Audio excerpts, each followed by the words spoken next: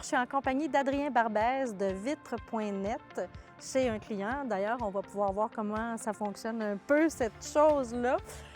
Bonjour Adrien, ça va Allô? bien? Ça va bien toi? Oui, merci. Tout un parcours que tu as, honnêtement. Explique-moi un peu, là, parce que tu as un cheminement quand même. Ouais. La Vitres.net, ça fait 25 ans que ça existe. Oui. Moi, je suis à peine dans ma...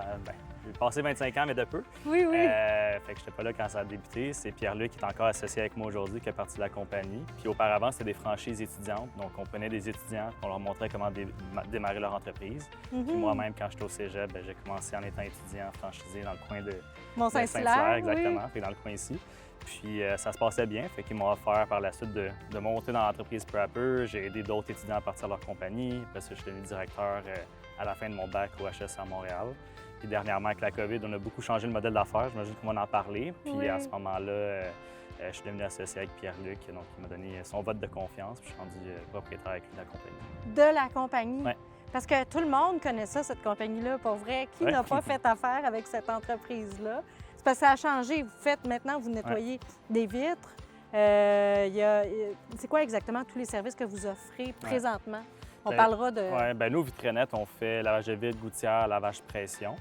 Mais c'est un regroupement qui est relié avec Qualité étudiant, que d'autres personnes connaissent également, qui est de la peinture étudiante. Oui. Exactement. Puis il y a eu du paysagement aussi dans le temps, que moi, j'étais aussi dans le paysagement, donc voilà. OK. Puis là, est-ce que c'est le fait que tu as travaillé pour ça pendant que tu étais étudiant qui a fait en sorte que tu t'es en allé en marketing à HEC, c'est ça? Oui, j'ai fait un bac marketing entrepreneuriat au HEC. OK. Depuis que je suis jeune, j'aimais ça l'entrepreneuriat. Quand j'étais jeune, je faisais du porte-à-porte à 5-6 ans, puis je vendais des roches chez mes voisins. Puis après ça, j'ai une compagnie de casquettes. J'ai un peu le pocheur du coin, tout le monde me connaissait pour ça. Puis après ça, peu à peu, pendant mon secondaire, j'ai eu plusieurs petites expériences entrepreneuriales. Puis là, au cégep, justement, j'ai rencontré le franchisé du coin à ce moment-là. Puis il m'a offert de le joindre, puis il m'a tellement aimé que j'étais devenu son gérant et tout. Puis j'ai monté grâce à lui comme franchisé moi-même. Fait que oui, j'ai un attachement vers l'entreprise, puis j'aime beaucoup la mission, puis qu'est-ce qu'elle apportait. Puis peu à peu, je voyais du potentiel aussi de développer ça, puis de changer le modèle. Fait que ça m'a intéressé de poursuivre là-dedans. Puis en parallèle, j'ai fait mon bac en entrepreneuriat vu que j'aimais bien ça. Puis la pandémie, tu sais, ça a été pour certains dévastateur, malheureusement. Pour d'autres, ça a été un catalyseur. Donc toi, comment vous l'avez vécu, ça? Parce que je pense que ça vous a fait justement bifurquer de votre chemin. Qu'est-ce que ça a eu? La pandémie est arrivée en même temps que ça faisait comme 20 ans que l'entreprise existait. Puis on dit souvent qu'entre 20 et 25 ans, une entreprise doit se réinventer, sinon ça a fini par échouer. Il y en a qui disent ça, en tout cas. Fait qu'on a comme deux défis en même temps, j'imagine. Puis ça nous a permis justement de se réinventer. Puis on a changé le modèle vraiment de A à Z. Les étudiants, c'était le fun. C'est vraiment une belle mission. Puis on continue à avoir beaucoup d'étudiants dans la compagnie, puis les évoluer, mais plus au niveau de la vente, au niveau de la gestion et tout. Par contre, qu'est-ce qui arrivait? Des fois, ça se passait bien, des fois, ça se passait moins bien parce qu'on n'avait pas nécessairement le contrôle sur la qualité que l'étudiant allait avoir. Puis après 2-3 ans, l'étudiant partait, démarrait sa propre entreprise, allait dans son domaine. Fait qu'on donnait des clients à un étudiant qui n'a jamais fait ça de sa vie. Fait qu'on essayait de le former, puis parfois, ça se passait bien, parfois moins bien. Fait que c'était difficile pour la compagnie de croître puis d'évoluer parce qu'après... Année après année, les clients n'étaient pas nécessairement toujours satisfaits. Donc, pour ramener un peu plus de satisfaction, plus de contrôle sur sa qualité, on a décidé d'enlever le volet étudiant de la gestion des opérations. On a tout pris ça à l'interne, puis maintenant, c'est nos propres équipes, nos propres camions. Dans le fond, on gère vraiment ça à l'interne directement. Donc, la COVID nous a apporté à changer ce modèle-là parce que... Ça vous a aidé, finalement. Exact, parce que tout est parti du fait qu'on ne pouvait plus aller dans les écoles, on ne pouvait plus recruter des gens dans les écoles, donc on n'avait plus d'étudiants. Ben oui. Donc, on s'est dit, qu'est-ce qu'on fait? On a acheté un camion, on a dit, on va le tester à l'interne. On s'imaginait qu'on était capable de le faire si on était capable de l'enseigner.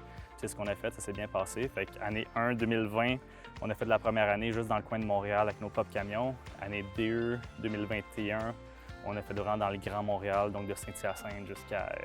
la Rive-Nord, puis année 3, donc l'année passée, 2022, on a fait vraiment partout au Québec. Partout au Québec. Ouais. Donc, vous avez une flotte de combien de camions là, présentement? Ouais. On a 15 camions, fait qu'on essaie d'évoluer. L'année passée, on était à 10, on essaie de monter de 5 à chaque année. Puis ils roulent 6 jours sur 7, fait qu'on a à peu près une trentaine de techniciens là, qui travaillent puis partout au Québec. Donc, exemple, on a 3 camions à Québec, on a une dizaine dans le coin de Montréal, puis environ 2 sur la Rive-Nord, Trois-Rivières, etc. Un peu partout comme ça.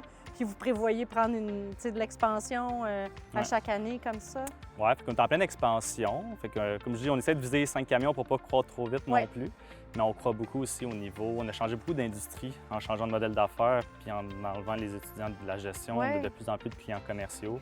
Donc, des écoles, des résidences personnes âgées, des hôtels, des condos, etc. Puis nos technologies qu'on va parler nous aident justement à se rendre jusqu'à 7 étages. Donc, ça nous aide justement de développer de plus en plus le volet B2B commercial. Fait que 7 étages, vous lavez des fenêtres, vous voulez offrir un service qui est impeccable, évidemment, puis sécuritaire pour vos employés. Maintenant, c'est des employés comme tels. Fait que vous avez développé, premièrement, un processus, un procédé avec l'eau. Explique-moi, l'osmose. Bon, on l'a pas développé. C'était une technologie qui était vraiment très utilisée aux États-Unis, puis en Europe, puis dans l'Ouest canadien. Il n'y avait pas beaucoup de compagnies qui l'utilisaient au Québec. On était un peu dans les pionniers, justement, au début. Puis encore beaucoup de compagnies qui le boudent en ce moment. Mais c'est vraiment révolutionnaire parce que, comme tu mentionnais, c'est plus sécuritaire parce qu'on n'a plus besoin d'échelles. Donc, on ne monte plus dans les échelles, plus d'échafauds, plus de nacelles.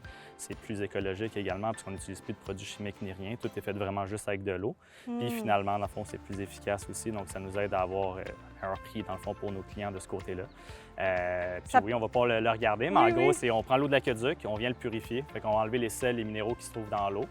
Puis on va faire une osmose inverse, qu'on appelle. Donc, on déminéralise l'eau, qui fait en sorte que l'eau qui sort, c'est de l'eau pure à 100 Donc, c'est juste de l'H2O. On ne fera pas trop de chimie, mais bref, l'eau qui sort de là n'a plus de sédiments dedans. Qui fait en sorte que quand on vient laver la vitre, on va frotter le cadrage, on va rincer la vitre par la suite. Puis quand ça va sécher, il va pas avoir de traces vu qu'il n'y a plus de sels minéraux dans l'eau. Donc, contrairement, par exemple, un verre de vin qu'on ferait sécher sur le bord de l'évier, qui aurait des petites traces blanches, comme on voit souvent, bien là, c'est vraiment impeccable, puis ça laisse pas de traces. Je vois aussi que sur ton camion, vous avez un nouveau service, c'est ça? Oui, tapiercompagnie.net. Oui, ça s'en vient dans le fond. Un de nos gros challenges qu'on a présentement de notre côté, c'était d'être capable de garder nos techniciens durant l'hiver, nos vendeurs également. Et qu'on est une entreprise saisonnière, fait qu'on se ramassait au mois de novembre à dire à tout le monde nos 30 super techniciens, bye bye, on se revoit au printemps. Il y en a qui revenaient, il y en a qui revenaient pas. Donc c'est quand même un gros challenge, surtout en pénurie de main-d'œuvre comme en ce moment.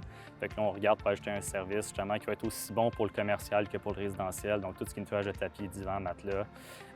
Tant qu'à avoir l'équipement puis les gars pour offrir le service. Exactement. Ça nous permet de garder nos camions également durant l'hiver. Donc, on essaie d'innover et de continuer comme ça dans le point net. Puis notre but aussi, c'est de garder les étudiants, les stagiaires, etc., dans l'entreprise, puis développer d'autres compagnies comme cette compagnie-là, en gardant le point net, comme éventuellement le nettoyage de conduits, nettoyage de piscine, etc., pour garder l'espèce de flamme jeune entrepreneur, mais aussi de développer l'entreprise dans d'autres divisions. Puis évidemment, je ne peux pas passer sous silence. Entreprise Enfants Soleil, vous avez décidé de vous impliquer parce que c'est une cause qui vous tient à cœur. Oui. On cherchait une mission à suivre.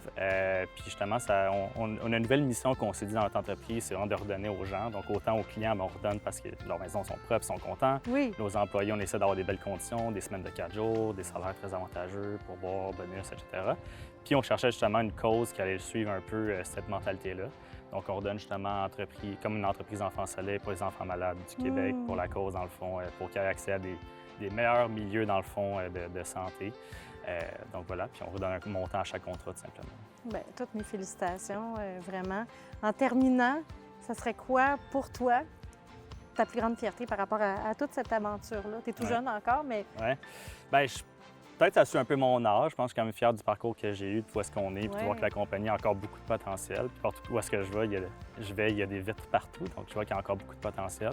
Mais aussi de garder justement la racine, de redonner aux gens autant grâce à l'entreprise Enfants Soleil, mais également de garder les étudiants puis les faire développer dans notre entreprise. Donc, on garde vraiment la racine de l'entreprise, mais en innovant, en ajoutant de la technologie puis en ajoutant de la nouveauté. Donc, mais je trouve ça le fun de pouvoir prendre le flambeau de Pierre-Luc qui a bâti ça dans le temps et de ramener ça un peu à ma recette. Puis je crois que ça se passe bien. Ah, bravo! Est-ce qu'on parle de relève d'entreprise ou on n'est pas rendu là encore? Peut-être un jour. Peut-être un jour. Pour appeler Pierre-Luc pour lui demander. Mais oui, il s'en vient dans la cinquantaine, donc je sais que c'est dans ses plans potentiellement dans le futur. Mais bref, il m'aide beaucoup aussi, donc on le garde dans l'entourage, puis il est très utile également. OK, bien merci. Merci vraiment beaucoup. Puis bien nous, on se retrouve la semaine prochaine pour une autre Fierté d'ici.